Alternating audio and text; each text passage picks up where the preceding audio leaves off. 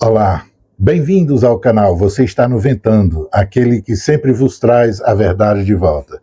E como eu sempre chamo a atenção, você está convidado a se inscrever no canal, a fazer seus comentários, discordar, concordar, apresentar novas variáveis no contexto. Você também está convidado a fazer, na realidade, sugiro que encaminhe, compartilhe aos seus amigos, adversários, esse nosso trabalho e essa nossa análise, e também marque a sinetinha para receber as novidades. Portanto, a razão da guerra está da seguinte forma, veja só, quero voltar ali aonde houve a proposta da segurança coletiva. Quando chegou em 2018, o Putin foi de novo para uma reunião, as conferências de Munique de segurança, e de novo foi lá para apresentar uma relação almoxarifado. Que relação era essa? Uma relação informando os avanços tecnológicos que a Rússia estava lançando no mundo. Os hipersônicos, a situação do terror do mar, que é aquele submarino autômato, né, que pode destruir, chegar sem ser sentido por debaixo do mar, lá na beira da Califórnia, e fazer miséria. Ele pode... apresentou um leque de arma, vamos dizer, um gabarito, uma pauta, uma lauda, onde tinha um monte de avanço tecnológico da Rússia. E disse, vocês não aceitaram aquilo que a gente falou no processo, então nós estamos aqui para dizer que é assim. Apresentou.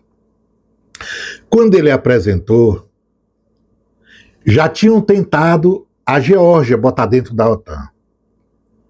Ele e o Medvedev jogaram aquela merda lá, espalhou, tirou a OTAN de lá. Tentaram a tomada, a retirada da base russa, da base de Tartus do Mediterrâneo, na Síria. Aí foram derrubar o Assad. Ele foi lá, resistiu. Aconteceu um chuviscozinho com Tony Blair e tal. Houve uma caganeira de madrugada lá na Casa dos Comuns, etc. E aí ele salvou o Assad por uns tempos, mas estava salvando a sua base no Mediterrâneo. E aí implantou uma base aérea no interior da Síria, Khamenei, e passou a resistir, criar um sistema de resistência. Nesses momentos ali, era uma forma de dizer para a OTAN se manter longe, se manter longe. Vem adiante, a OTAN teima, temos um plano, assume o BIDE. O BIDE resolve chamar a Europa, porque todo presidente americano, diz o sistema lá, tinha que ter a sua guerra. E a guerra que eles propunham agora era uma guerra muito importante. Por quê? Porque tinham que derrotar estrategicamente a Rússia. Todos eles já estavam sabendo que o dragão chinês já estava vindo. Então eles trabalham com um tempo, com um prazo contado. Assim como o russo também vai trabalhar com prazo contado, e eu vou dizer em quê, com relação à coisa tecnológica. Mas naquele momento ali, eles já tinham ciência que a China, depois de entrar na Organização Mundial do Comércio, o dragão começou a mostrar como é que a coisa vinha, e aí começou a assustar os grandes analistas, né? Os cérebros do Império Ocidental. E aí tinha que dizer, não, então vamos fazer o seguinte, temos que criar uma situação. A situação pode ser, para domar o dragão, como construir instabilidade naquela região das vizinhanças do dragão. Então, apresentou a sua guerra com a seguinte condição, olha, a guerra vai ser para promover uma derrota estratégica à Rússia. Ao fazer isso, como é que faremos isso? Nós faremos isso da seguinte forma, tem que ter alguém próximo, tem que provocar, tem que ter alguém. Quem é alguém? Alguém não é ninguém que já estava dentro da OTAN. Alguém tem que ser alguém fora da OTAN e de importância para a Rússia.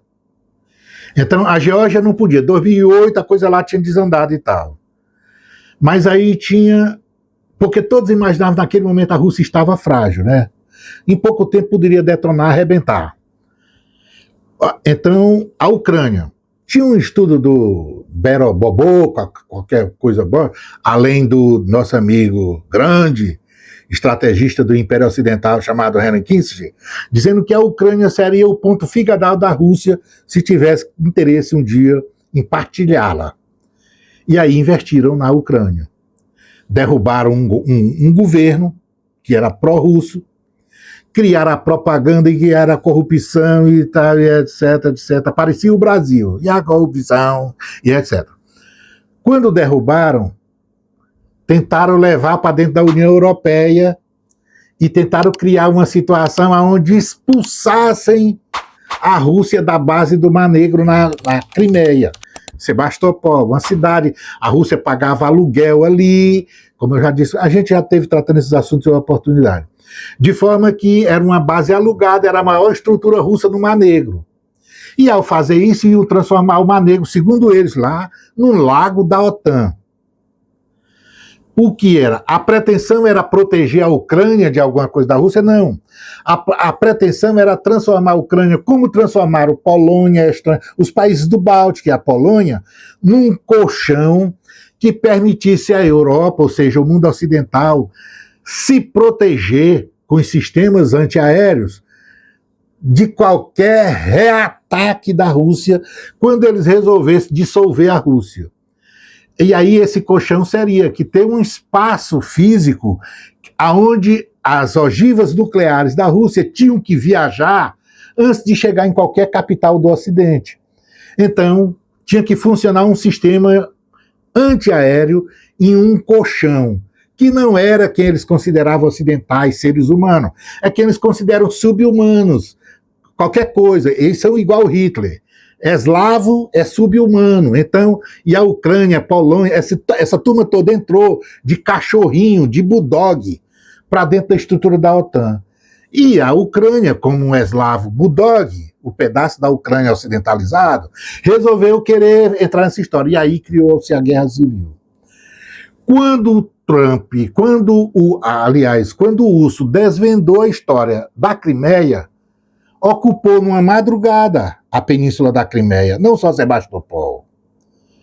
E aí o povo que é russo, tudo lá é russo praticamente, porque a Crimeia era a Rússia antes de ser dada como presente pelo Khrushchev, que era ucraniano, quando foi secretário-geral do Partido Comunista e líder da União Soviética, depois da morte de Stalin, deu de presente para a Ucrânia, mas a área toda era Rússia.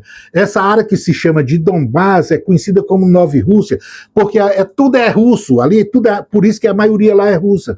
A história toda, desde a origem do Império Russo, que começou não em Moscou, mas em Kiev, sabe que aquela área ali é tudo de russos. E é a área mais rica da Ucrânia. Por isso que esses pedaços da Ucrânia terminaram por se tornar russo via referendo, via consulta popular, via voto, via eleição. E que o Ocidente não se contenta.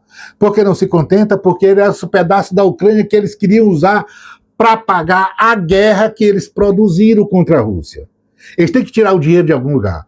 Porque eles fazem a guerra para dominar, mas as guerras precisam ter certeza que não são eles que vão pagar. Eles fazem a guerra, vendem as armas, lucram com a venda das armas, mas esperam no final pegar o botim, pagar a guerra e explorar o resto, além de ficar com o trecho que eles envolveram na guerra.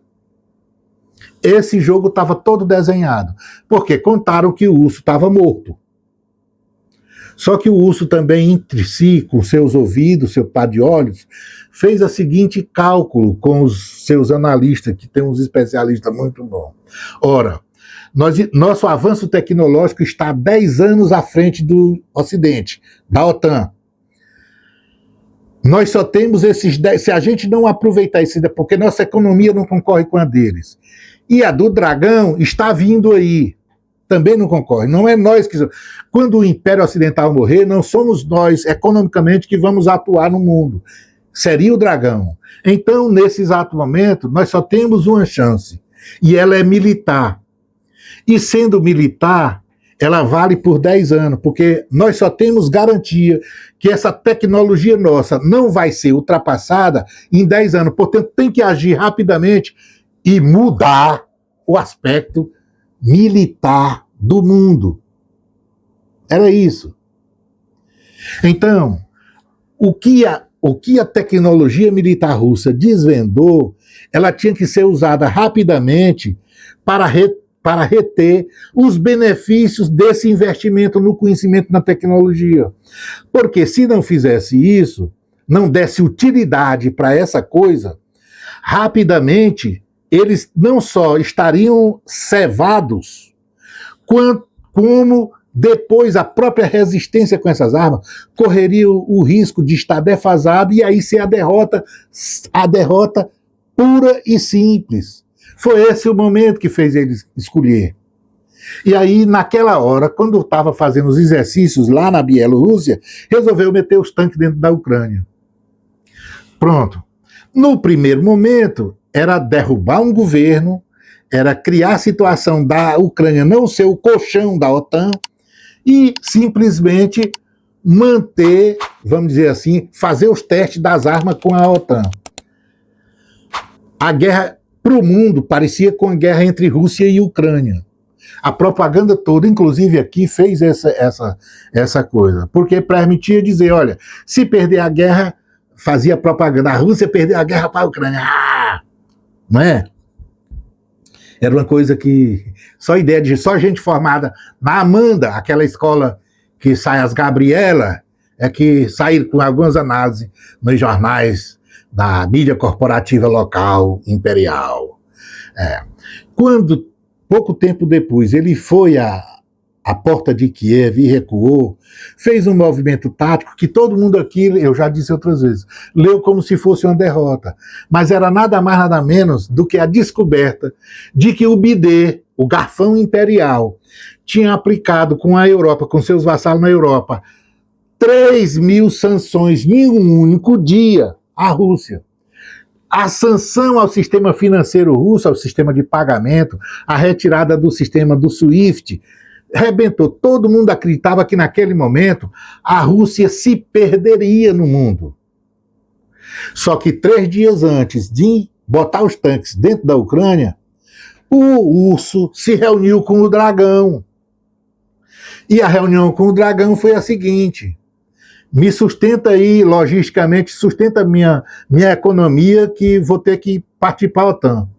O dragão disse, porque o dragão está lucrando com aquilo. O dragão disse, se quiserem tomar a minha Taiwan, eu preciso ter garantia de que minhas costas já foram seguras. E se o meu amigo urso detona a OTAN na Europa, não tem OTAN, tem meia OTAN para vir aqui para o mar do sul da China. Então, vai lá. E aí, ele foi coberto economicamente. Só que ninguém fala isso e ninguém tal, né?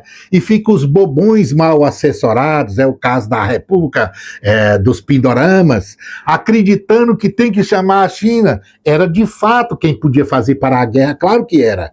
Aliás, só era ela. Só o dragão e o urso poderiam dar um basta naquela guerra, naquela hora que Papai Noel começou a fazer aqueles discursos altamente sofráveis, orientados pelo Analfas Amorim, Onalfas, ômega e alfas, aquele que começa e que termina, Amorim e tal, e a paz, e junta 20 países, bota o bidê junto, chama a França e tal, que era quem estava fazendo a guerra, e aí chama também a China e 20 países, a África do Sul, quem sabe, a ilha de Madagascar, Timor-Leste, tal, junta 20 aí, vamos, eu quero a paz porque meu problema é, a bala precisa parar, toda aquela história ali estava emputecendo o dragão. Ele falava, dava aquelas respostas cordatas, recebia e tal, e via o povo querendo fazer pressão, mas ele não podia dizer, eu sou contra parar a guerra. Por quê? porque ele é o substituto do comércio, ele é o substituto dessa hegemonia que está morrendo. E não pode parar para a humanidade, mostrar para a humanidade que é uma pessoa que adora conflito. Então ele quer um mundo em paz, porque ele quer vender os produtos dele. Essa é a realidade. Mas ele sabe que em alguns momentos o TACAP tem que ir. Tem momentos que o TACAP tem que funcionar. É do mesmo jeito dessa história agora com o Irã. Então, naquele momento, 3 dias antes de fazer aquele serviço, o Putin tinha conversado com o Dragão e tinha acertado. Então, feito isso e aplicado as sanções, e como as 3.000 sanções de um dia, gastou tudo no mesmo dia, esse cartucho, e tal, e não parou o Putin, e não desgraçou a economia russa, o Putin voltou para trás lá de Kiev. Por quê?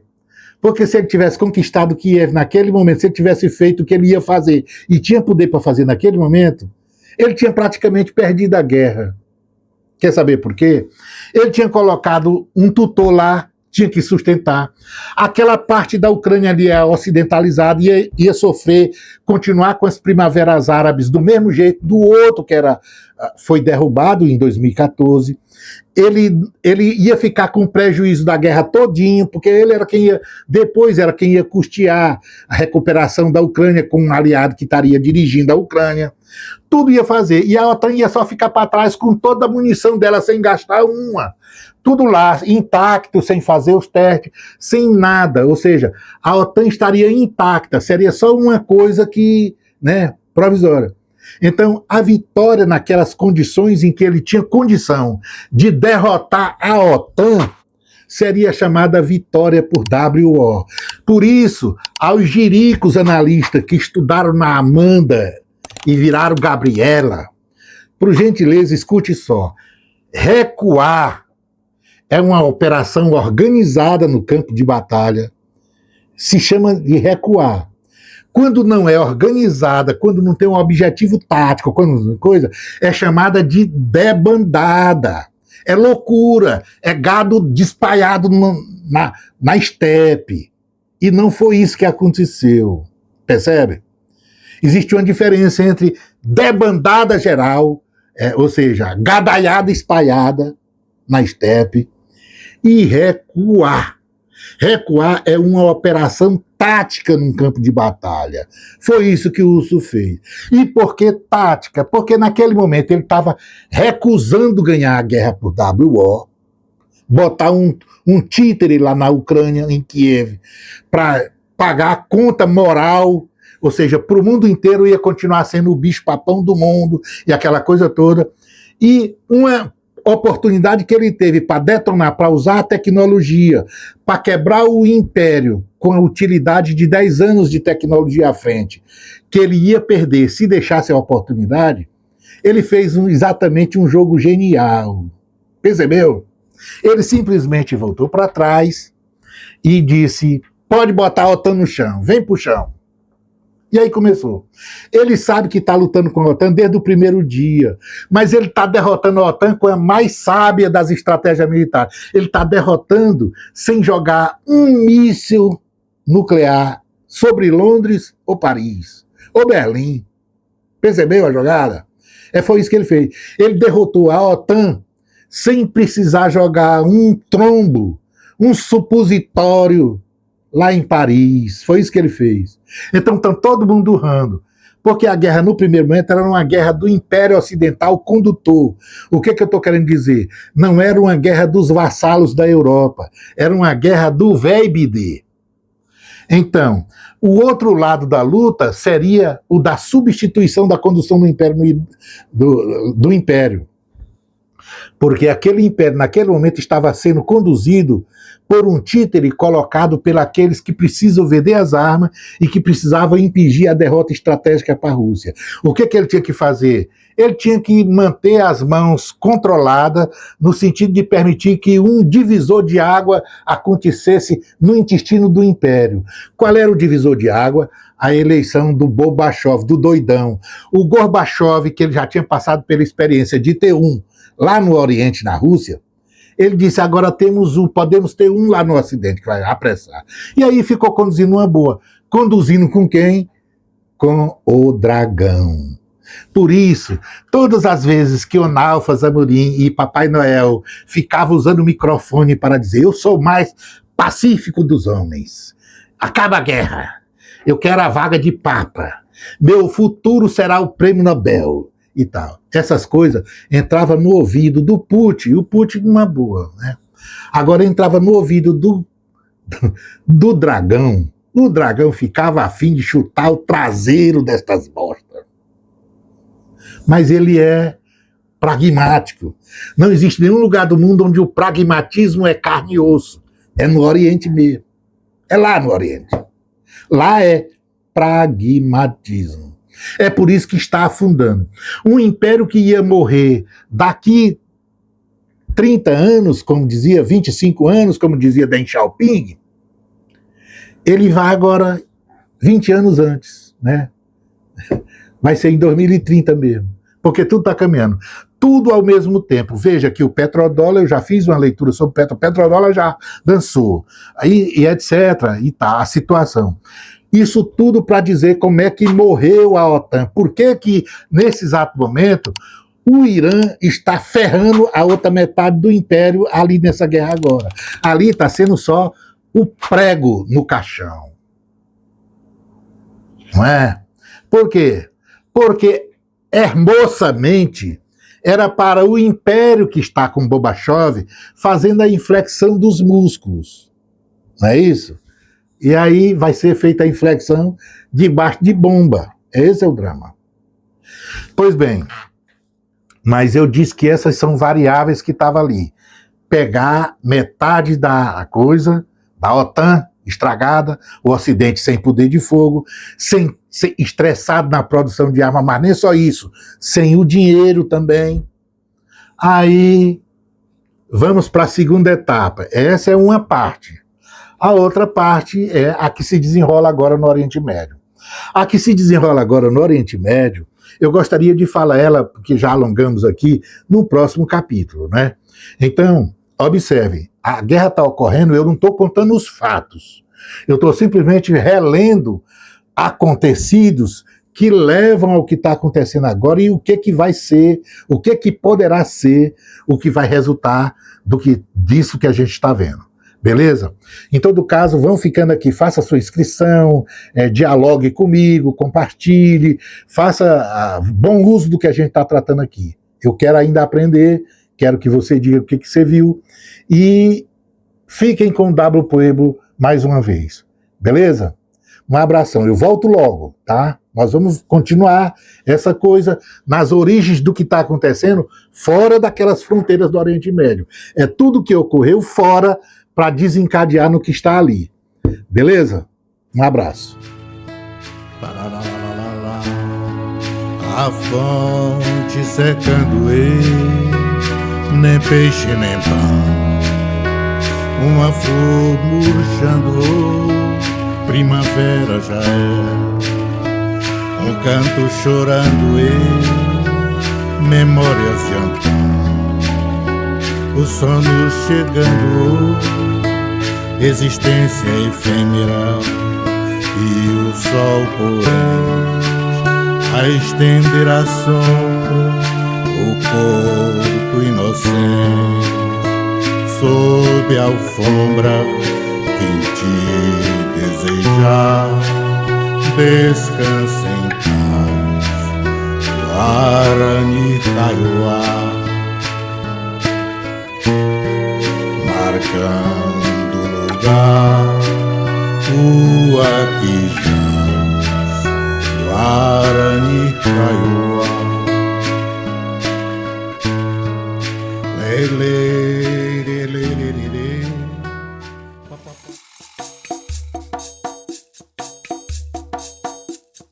lara, lara, lara,